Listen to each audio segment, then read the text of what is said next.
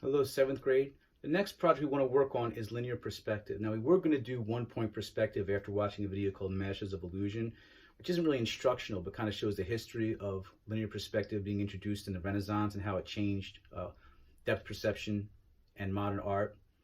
And it all has to do with the foundation of the vanishing point. So for you guys, I'm going to allow you to have the option of either doing 1 or 2-point perspectives. And that is really if you have 1 or 2 vanishing points.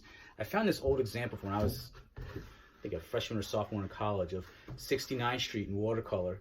This is 2-point perspective. And this is a good example because one of the vanishing points you can kind of see right here. And the other vanishing point is kind of off the page. So you kind of try to want to make these lines parallel. A 2-point perspective would kind of be like if you're looking at the corner of a room or the corner of a street like this. This is the Tower Theater on the West Philadelphia, Upper Darby, Delaware County border.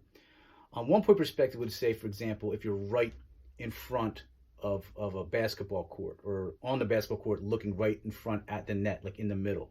And what we want to do is have lines that are vertical stay straight up and down.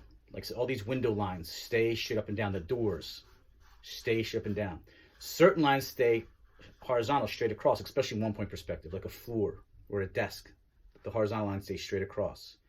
But a lot of the lines that are horizontal then become diagonal and they go to the said aforementioned vanishing points. So like the top of the windows kind of are diagonal and they run parallel to the vanishing point or vanishing points. So this is a good example. This is watercolor. You do not have to do watercolor. You could do it in pencil or color pencil.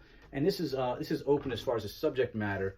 A lot of sports arenas, from hockey to soccer to football, basketball, lacrosse, they kind of have like that rectangular field. So being on the field or watching the field as a spectator from the middle, you kind of want to be in the middle to get perfect 1-point perspective. Do a room, a theater, a movie theater, have a performance like a concert or ballet. You can have people, you don't have to. It could be more architectural based, or you can have it as like a scene, you know, like the Impressionists or Post-Impressionists with like people walking around. Degree of realism, just try to concentrate on these 3 things. Straight up and down, stay the same. Horizontal, straight across, stay the same. And things that were once horizontal that are now a little bit on an angle, most of the time, almost always, they will be going to one of those vanishing points or the vanishing point. Example I used to do on the board was a boardwalk.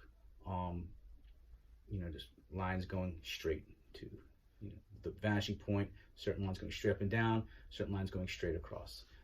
We might try to do that again for another video, okay? But let me know if you have any questions, and I'm going to try to supply some more examples so you can see how to do 1-point and 2-point perspective.